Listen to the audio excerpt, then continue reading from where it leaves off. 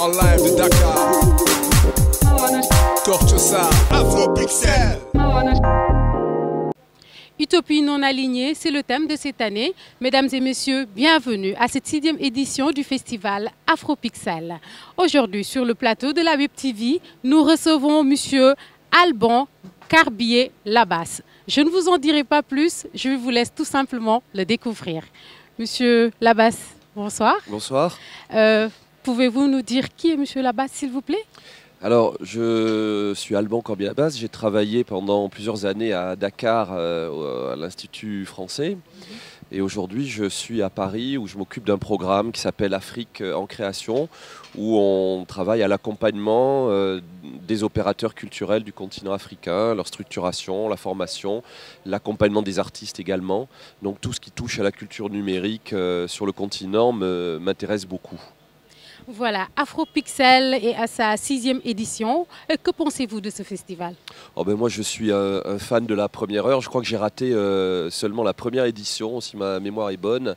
Et donc, j'ai fait tous les festivals Afropixel. Je trouve que le nom est génial, déjà. Il dit exactement ce que fait le programme. Je trouve que le travail que fait Kertiosan, qui organise donc la Villa pour l'art et le multimédia, qui organise le festival, fait un travail tout au long de l'année, mais vraiment extraordinaire.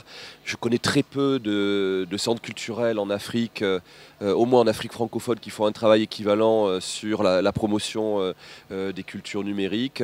Et moi, j'ai toujours beaucoup travaillé avec Marion et son équipe, et je suis vraiment un fan de la première heure.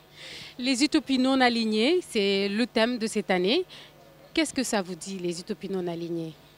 Les non-alignés, ça me fait penser à la conférence de Bandung de 1955, je crois, donc ça veut dire ce que ça veut dire.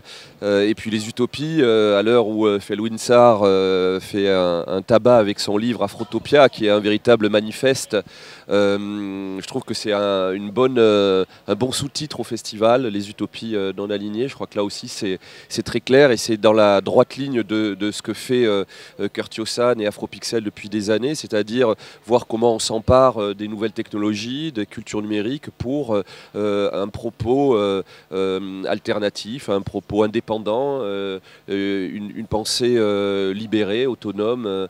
Et ça, je crois que ça doit être une des missions de ce type de centre culturel, de montrer que les smartphones, l'Internet, etc., peuvent permettre des usages différents, des usages citoyens, des usages partagés. Et ça, c'est il y a une des actions de Kertiosan que j'aime beaucoup, qui n'a rien à voir avec le numérique, c'est le jardin rond-point Jet d'eau, je crois qu'il s'appelle, que je viens d'aller revoir là. Chaque année que je viens à Dakar, je vais revoir le jardin et voir à quel point cette utopie de départ qui était on ferme un espace, on plante ensemble, on arrose ensemble, toute la cité, la communauté travaille à entretenir ce lieu-là. Et là, on est peut-être 5 ans après la création de ce jardin, et il est flamboyant, luxuriant, dans un état impeccable, il se développe. Et ça, bon, c'est pas numérique, mais ça fait partie aussi de la même démarche de prise de conscience, de plaidoyer pour une autre façon de vivre ensemble. Voilà, tout à l'heure, quand vous parliez du jardin, vous parliez d'utopie. Et effectivement, cette année, le thème, c'est les utopies non alignées. Mais également, quand je vous parle de décolonisation des réseaux sociaux ou de Internet, qu'est-ce que ça vous dit? Aujourd'hui, décoloniser les arts, décoloniser la pensée, décoloniser le langage, tout le monde décolonise, et évidemment que c'est une bonne, ça va dans le sens de l'histoire, bien évidemment.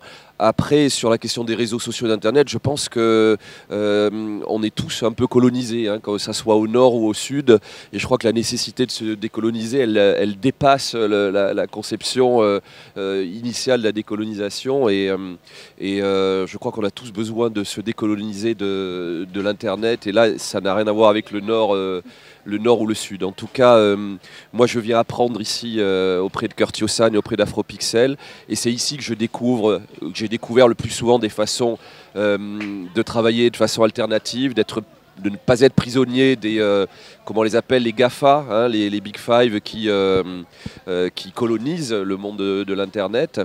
et voir comment on peut avoir des actions alternatives toutes simples, qui n'ont pas forcément de coût, qui ne sont pas dans une logique marchande. Et ça, à chaque édition d'Afropixel, on apprend des nouvelles choses, des nouvelles façons de récupérer du Wi-Fi gratuitement, de le partager. Enfin, j'ai vraiment appris beaucoup à Afropixel et je reviendrai à la prochaine édition.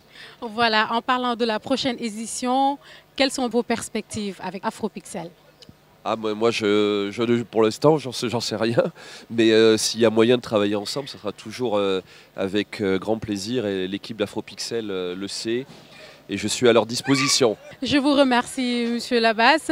Mesdames et messieurs, c'est tout pour aujourd'hui. Merci de nous avoir suivis. Je vous retrouve très prochainement sur la Web TV d'Afropixel. Au revoir.